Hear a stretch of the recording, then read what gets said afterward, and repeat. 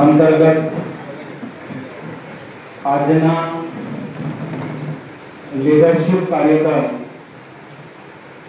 નેતૃત્વના કાર્યક્રમમાં ઉપસ્થિત આપણી શાળાના principal Joshi sir, higher secondary વિભાગના સુપરવાઇઝર સુધીરભાઈ અકબરી સાહેબ, સિનિયર શિક્ષક ભાઈ શ્રી જયેશભાઈ પટેલ, સોફ્ટ સ્કિલ કાર્યક્રમના કન્વીનર હેતલબેન, મારા સાથી શિક્ષક ભાઈઓ બહેનો અને બહારના વિદ્યાર્થી ભાઈઓ બહેનો, આપ સૌને હું આજના કાર્યક્રમમાં આવકારું છું.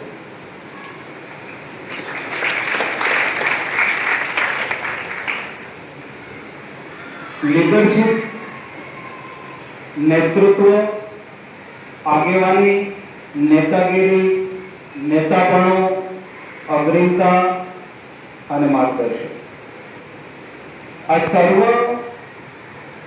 શબ્દોને ભેગા કરીને એક નેતૃત્વ કરનાર વ્યક્તિ કેવો હોઈ શકે, કેવો હોવો જોઈએ અને એના સફળ નેતૃત્વમાં કેવું કાર્ય કરી શકાય, એની આજે વાતો આપણે કરવી છે. તો આજના કાર્યક્રમની શરૂઆત આપણે પ્રાર્થનાથી કરવી છે. પ્રાર્થના માટે સોજિત્રા જનીશાને હું નિમંત્રણ છું, આપ આવો અને આજના કાર્યક્રમની પ્રાર્થનાથી શરૂઆત કરશે. સોજિત્રા. આજતા શ્રીનાથજી યમુનાજી મહાપ્રભુજી, હે મારા ઘટમાં બિરાજતા શ્રીનાથજી યમુનાજી મહાપ્રભુજી, મારું મનડું છે ગોકુળ વન રાવણ, મારું મનડું છે ગોકુળ વન રાવણ, મારા તનના ગળિયામાં તુલસીના વન, મારા પ્રાણ જીવન,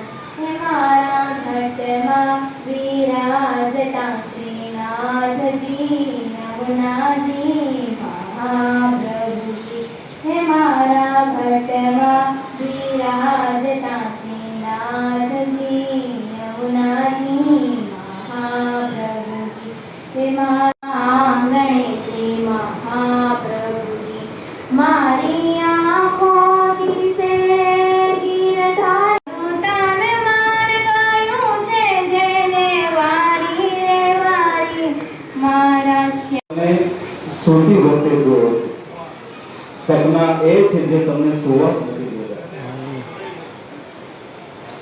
નેતૃત્વ કોઈ પણ વ્યક્તિ કરે જૂથને યોગ્ય દિશા આપવા માટે કે પછી પ્રેરણા આપવાની હોય કે સામાન્ય લક્ષ્ય હાંસલ કરવાનો હોય અને હાંસલ કર્યા પછી પણ એનામાં સહન કરવાની ક્ષમતા હોય એવા વ્યક્તિ લીડર તરીકે સફળ થાય છે. આ એક એવી શક્તિ છે, કોઈ વ્યક્તિ દ્વારા, સમૂહ દ્વારા લોકોને ઉત્સાહ વધારીને સમાજને કે રાષ્ટ્રને કે નવી પ્રેરણા આપે એવા નેતૃત્વના ગુણોના, નેતૃત્વના કેવા પ્રકાર હોય, કેવા નેતૃત્વ હેઠળ કેવા કાર્યો થતા હોય, એના સિદ્ધાંતો, એના ગુણો, એના મુખ્ય લક્ષણોની પણ આપણે વાત કરીએ છીએ.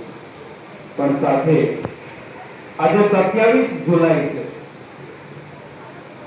એક વ્યક્તિ એવું નેતૃત્વ કર્યું વૈજ્ઞાનિક ક્ષેત્રે કે મારા રાષ્ટ્રને અને દુનિયાને કંઈક આપીને જવું છે.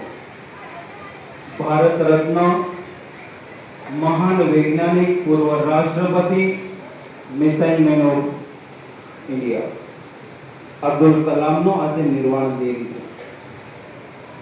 એનું એવું સપનું હતું કે મારું મૃત્યુ છે એ હંમેશા વિદ્યાર્થીઓની વચ્ચે થાય ને એવું મારું એક સપનું છે.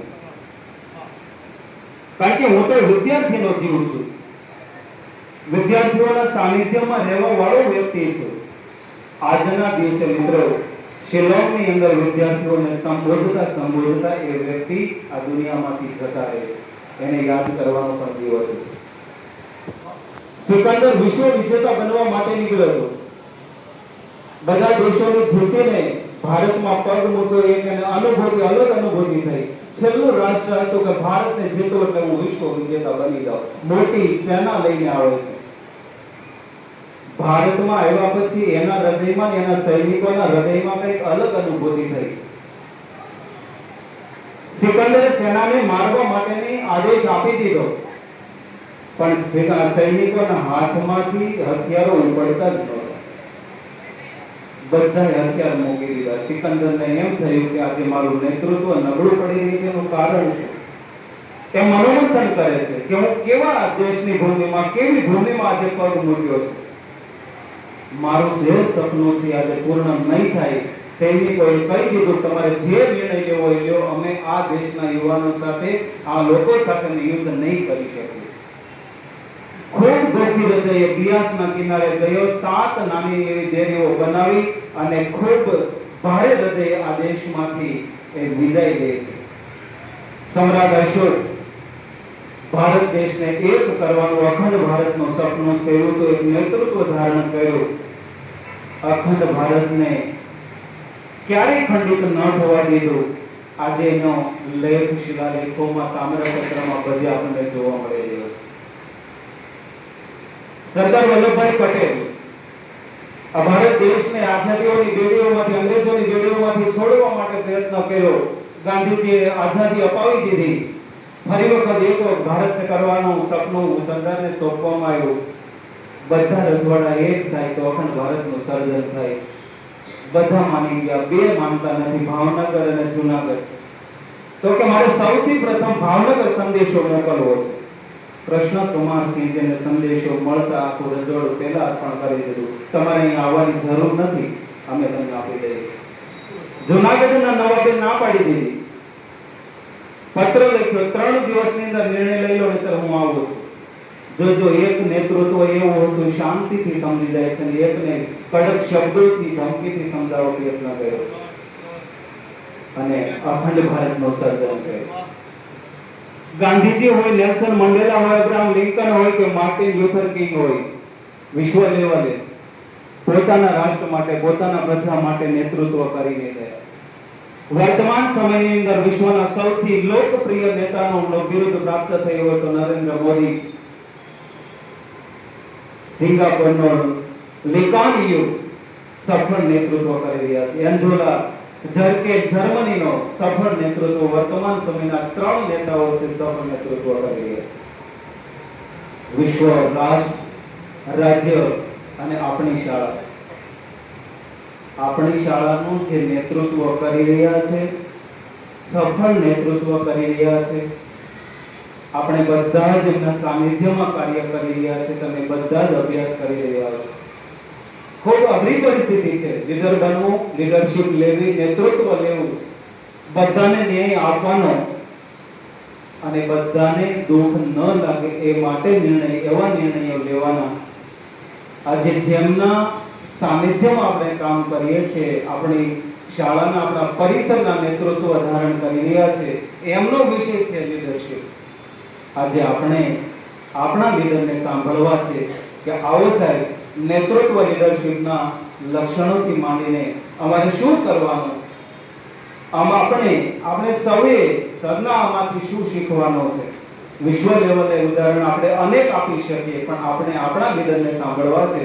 તો આપણા શાળાના, આપણા પરિસરના લીડર જોશી સરને હું નમ્ર વિનંતી કરું, સર આવો આજના કાર્યક્રમને, આ સોફ્ટ સ્કિલના કાર્યક્રમમાં આપનો ભાવ કરવા માટે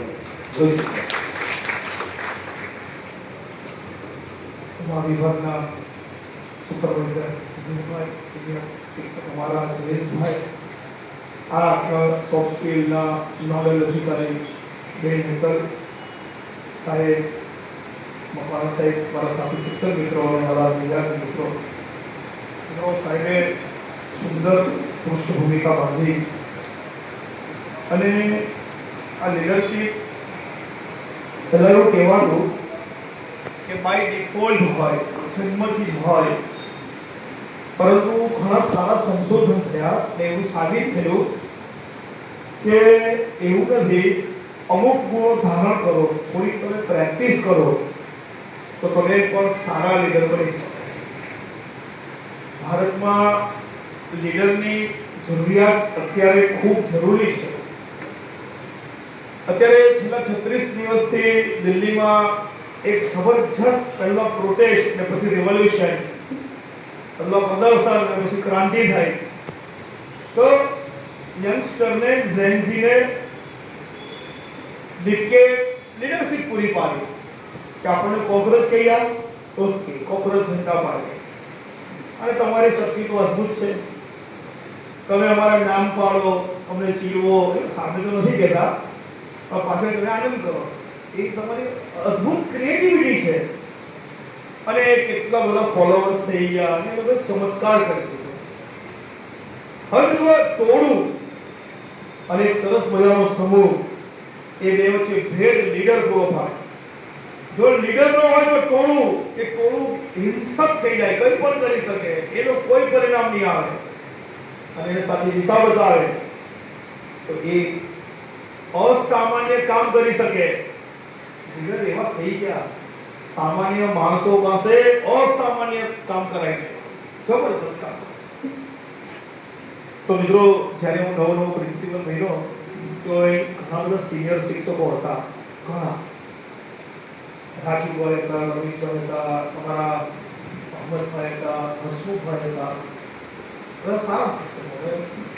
એ મને જ્યારે સાહેબ કહેતા તો મને ઘણું અજુગતું લાગતું, મને બીક લાગતી. આવતા હું ખુરશીમાંથી ઊભો થઈ જતો, મને મારી ખુરશી પર બેસવાનું પણ થોડું આમ બીક લાગતી. કે 36મા વર્ષે પ્રિન્સિપલની જવાબદારી લીધી એટલે એક પણ આચાર્યનો ગુણ નહોતો. હું બેઝિકલી ફિઝિક્સનો teacher, action and reaction equal in opposite direction, એ માઇન્ડસેટ હાથે જિંદગી કાઢેલી.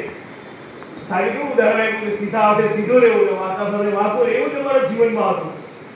હવે આટલા બધાને લઈને સાથે ચાલવા 8મું ધોરણ હતું એટલે આપણે શરૂ કર્યું કે આપણે પેલું થોડું વાંચીએ કે દુનિયાના શ્રેષ્ઠ પ્રિન્સિપલ કયા હતા, ભારતના કયા ગુણધર્મોનું પાલન કરવાથી આપણે સારા પ્રિન્સિપલ થઈ શકીએ. નહીં ચાલે એમાં શું કે અમુક તો આપણામાં છે, વાંધો નથી, પણ અમુક તો આપણામાં બિલકુલ નથી. જે નથી તેને હાઇલાઇટ નથી કરવા, એ ડેવલપ કરીએ, ધીરે ધીરે પ્રેક્ટિસ કરીએ. ખાસ હું અહીંના શિક્ષક મિત્રોનો ખાસ આભાર માનો. ઘણી બધી ખામી તૂટી મારામાં હતી, પણ ઉતાવળીઓ સ્વભાવ એ બધાએ મને ખૂબ સહન કર્યો અને ખૂબ એ લોકો સાચવો. જયેશભાઈ સાહેબ તો મારી આખી જર્ની ચાલે છે.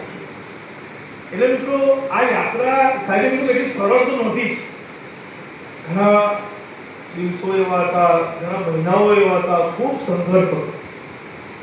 પરંતુ કુદરતી રીતે એ સંઘર્ષને જોવાનું મારું પરસેપ્શન બદલાઈ ગયું કે લીડરે આ સંઘર્ષને તક કેવી રીતે જોવી, આ આફતને અવસરમાં કેવી રીતે બદલી કાઢવી, એવું શીખી. ને એનો મને બહુ લાભ થયો. ક્યાં કેટલું ઝૂકવું અને ક્યાં કેટલા સામેવાળાને ઝુકાવવા એ પણ આવડી ગયું. ક્યાં ઠોકવા અને ક્યાં સલામ ઠોકવી તે પણ આવડી ગયું. કે આને તો બિલકુલ નહીં કાઢવાનું ને આની સામે જ નહીં થવાનું, નહીં સાહેબ આવું ને આને દાદ નહીં આપવાનું, એ બધું બેલેન્સ કરી દીધું. એટલે મિત્રો અમારી સ્કૂલ સચવાઈ ગઈ. આજે રોજ જ ઉઠીને ઘરેથી નીકળી જાય એટલે મારી મિસિસ મને સ્માઇલ સાથે કહે, ઓ યસ યુથ પર જાઓ છો, ચલો સારું મને કે યુથ પર જાઓ છો. મેં કહ્યું જા અમે તો નોકરીનો આનંદ કરીએ છીએ. આપણને સર ખૂબ સારી રીતે સરળ શબ્દોમાં કરી, કારણ કે આધ્યાત્મિક ક્ષેત્રનું કુરુક્ષેત્રમાં કૃષ્ણએ નેતાગીરી કરી, નેતૃત્વ લીધું, ભગવાન હોવા છતાં પણ પરિસ્થિતિ કેવી રીતે પાર પાડી એ આપણને ખબર છે. કોઈ પણ નેતૃત્વ ધારણ કરીએ ત્યારે મુશ્કેલીઓ તો આવવાની 100% સરળ નથી. અધિકારી બનો કે નેતા બનો કે કોઈ પણ નેતૃત્વ કરીએ, પણ પોઝિટિવ થિંકિંગ, પોઝિટિવ એટીટ્યુડ ને પોઝિટિવ સાયન્ટિફિક આ 3 સૂત્રને ધ્યાનમાં રાખીને જો કાર્ય કરીએ તો ખૂબ સરળતા થઈ જાય અને સરળ થવું જ પડે. કાર્યક્રમને આગળ વધારતા આજના કાર્યક્રમમાં બીજો કાર્યક્રમ પણ હતો દેશ ગોલખાન. સરસ મજાના વાળ કોને બાંધતા આવડે ને કેવું કરી શકાય એ બેનો માણસે વિનાની વાત નથી ગમતી. આપણી સામે અલગ ને લોકો સામે અલગ બદલાતા માણસની જાત નથી ગમતી. અમૂલ્ય જીવનની ક્ષણોને કેમ વેડફી નાખો? દુનિયાની ફાલતુ પંચાયત નથી ગમતી મને. પરિશ્રમનો પરસેવો સુકાવા નથી દેવો. દોડતા રહેવા દો, નિરાશ નથી ગમતી મને. જેમને મળીને કંઈ પણ શીખવા ન મળે એવા લોકોની મુલાકાત નથી ગમતી મને. જે પણ કહેવું હોય તે મારા મોઢા પર કહો. સંબંધોમાં ઝેરની સોગાદ નથી ગમતી મને. નેતૃત્વ, લીડરશિપ રીતે પહોંચાડવાનું કામ કોણ કરે છે? તો મિત્રો જવાબ છે યોગ્ય માર્ગદર્શન. તો મિત્રો તેમજ આપણા જીવનમાં જ્યારે મુશ્કેલીઓ આવે છે ત્યારે આપણને સુરક્ષિત રીતે યોગ્ય માર્ગ બતાવવાનું કામ જ નેતૃત્વ કરે છે. મિત્રો નેતૃત્વ એ કોઈ હોદ્દો નથી કે કોઈ ખુરશી નથી કે કોઈ સત્તા નથી. તે એક એવી જવાબદારી છે, તે એક એવી શક્તિ છે કે જે લોકોના મનમાં વિશ્વાસ જગાવે છે. તે અશક્ય કાર્યોને પણ શક્ય બનાવી દે છે. તો મિત્રો ઇતિહાસ સાક્ષી છે કે જ્યારે સમાજમાં મુશ્કેલીઓ આવી છે ત્યારે નેતૃત્વ જે તેને નવી દિશા આપી છે. તો મિત્રો મહાત્મા ગાંધીજી, આપણે એવું થઈ શકે કે આપણે કોઈ પણ વિષયમાં આપણે મહાત્મા ગાંધીજીને યાદ ન કરીએ. મહાત્મા ગાંધીજી એટલા સારા કામ કરીએ છે કે આપણે કોઈ બી એવો વિષય હોય તો આપણે મહાત્મા ગાંધીજીને યાદ કરીએ છીએ. તો મિત્રો મહાત્મા ગાંધીજી પાસે ન હથિયારો હતા કે ન સેનાઓ હતી, છતાં તેમણે સત્ય અને અહિંસાના બળથી સમગ્ર ભારતને આઝાદી અપાવી અને સમગ્ર દેશને એક કરી દીધો. સરદાર વલ્લભભાઈ પટેલે તેમણે અખંડ કેટલાક રાષ્ટ્રોને એકત્ર કરીને અખંડ ભારતનું નિર્માણ કર્યું. ડૉક્ટર એપીજે અબ્દુલ કલામે કેટલાક યુવાનોને સપના જોવાની અને સાકાર કરવાની પ્રેરણા આપી છે. તો મિત્રો ત્યાર પછી આપણે વાત કરીએ કે તેના કેટલાક હેતુઓની. તો મિત્રો તેનો પ્રથમ હેતુ છે યોગ્ય દિશા આપવી. મિત્રો ઘણીવાર આપણે મહેનત તો કરતા હોઈએ છીએ પણ આપણને ખબર નથી હોતી કે આપણે કઈ દિશામાં મહેનત કરીએ છીએ અને આપણને શું બનવું છે. આપણે એમાં જ ગોઠવાઈ જઈએ છીએ કે 11માં શું કરવું, કોમર્સ લઈએ, આર્ટ્સ લઈએ. આપણને એ જ નથી ખબર હોતી કે આપણે બનવું શું છે, આપણને એ જ નથી ખબર હોતી. તો મિત્રો આપણે 10મા ધોરણમાં જ તેમજ આપણને ખબર હોવી જોઈએ અને તેનું જ કામ મિત્રો આપણે જાણીએ છીએ કે આપણે 10મામાં જ્યારે આવીએ છીએ ત્યારે આપણે વિચાર કરીએ છીએ કે આપણે શું બનવું છે. अपने जीवन को सफल करें, किसी की तरफ बारिश ना हो और सभी के वर्क आउटपुट और एफिशिएंसी को इम्प्रूव करने में उनकी हेल्प करें. लीडरशिप का मतलब તે સફળ બને છે. જે પોતાનો માર્ગ બનાવે છે તે સફળ બને છે, પરંતુ જે બીજા માટે માર્ગ બનાવે છે તે સાચો મહાન વ્યક્તિ બને છે. જે બીજા માટે માર્ગ બનાવે છે તે સાચો મહાન વ્યક્તિ બને છે.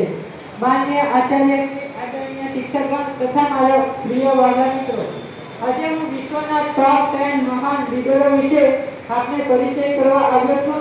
મિત્રો, નેતા એટલે માત્ર સત્તા ધરાવતો વ્યક્તિ નહીં, પરંતુ તેમના સાચા કર્મો, સાચા વિચારો અને પોતાના ચરિત્ર દ્વારા લાખો લોકોના જીવનમાં પ્રકાશ ફેલાવે. તેવા જ આપણે ચાલો ટોપ 10 વિશ્વના નેતાઓ વિશે જોઈએ. પહેલું, ભગવાન બુદ્ધ. તો ભગવાન બુદ્ધે દુનિયાને શાંતિનો અને મધ્યમ સ્થિતિમાનનો સંદેશ આપ્યો હતો અને તેમણે શીખવ્યું હતું કે મન પર વિજય મેળવનાર જ સાચો વિજેતા બને છે. મહાત્મા ગાંધી, જેમણે દુનિયાને અહિંસા અને સત્યનું એવું અનોખું શસ્ત્ર આપ્યું હતું જે આપણને આજ સુધી કામમાં આવે છે. ત્યારબાદ સ્વામી વિવેકાનંદ. તો સ્વામી વિવેકાનંદ શિકાગોમાં આપેલા તેમના ભાષણે સમગ્ર વિશ્વમાં ભારતીય સંસ્કૃતિનો ગૌરવ વધાર્યો. તેમણે યુવાનોને કહ્યું કે ઉઠો, જાગો અને ધ્યેય પ્રાપ્ત ન થાય ત્યાં સુધી મંડ્યા રહો. ત્યારબાદ પ્રમુખ સ્વામી મહારાજ, તેમણે પ્રેમ, સેવા અને માનવતાના મૂલ્યો સમગ્ર વિશ્વમાં ફેલાવ્યા. તેમનું જીવનના વાક્ય, બીજાના ભલામાં આપણું ભલું અને બીજાના સુખમાં આપણું સુખ. આજે જે વ્યક્તિ આભાર માનવાનું જાણે છે તે જીવનના સાચા અર્થમાં નેતા બનવાનું પણ જાણે છે. માનનીય આચાર્ય શ્રી, ઉપસ્થિત શિક્ષકગણ અને મારા પ્રિય વિદ્યાર્થી મિત્રો, આજે લીડરશિપ જેવા જીવન ઘડતર માટેના અગત્યના વિષય પર આયોજિત આ સુંદર કાર્યક્રમને સફળતાપૂર્વક પૂર્ણ થયો. આ અવસરે હું સૌપ્રથમ આપણા આદરણીય આચાર્યશ્રીનો આભાર વ્યક્ત કરું છું કે જેમણે આપણને લીડરશિપ અંતર્ગત સારી એવી બાબતો જણાવી કે જે આપણા લીડર બેસ્ટ લીડર બનવા માટે ખૂબ જ મહત્વપૂર્ણ રહેશે.